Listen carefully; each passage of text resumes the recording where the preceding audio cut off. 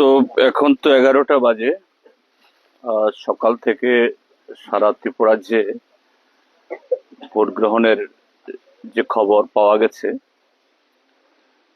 By and large এখন অব্দি peacefully আছে।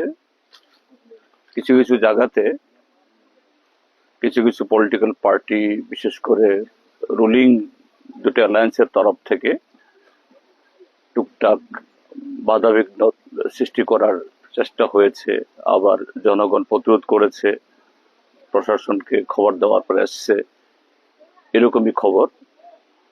তো এটা শেষ অবধি ভালোই হোক, এটাই চাইবো।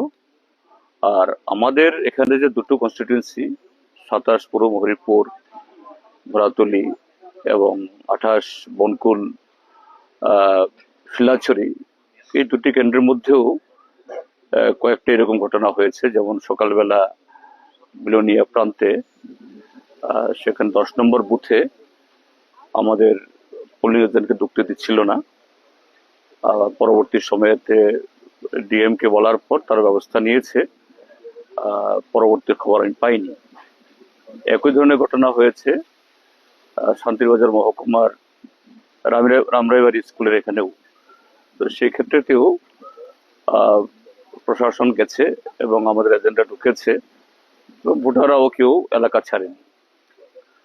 তারপর 10টা নাগাদ 28 মনোবঙ্কুল শিলাছড়ি এলাকাতে, সেখানে ত্রিপুরাম্বথার যে প্রার্থী যে পাড়াতে, বর্ণের ওয়াজা পাড়া, সেখানে জবরদস্তি করে আমাদের এজেন্টকে বের করে দেওয়া হয়েছিল।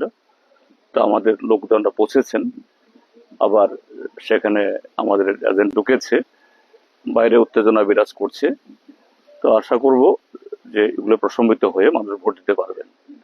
এটা সব দলের তরফ থেকে যাতে চেষ্টা হয়।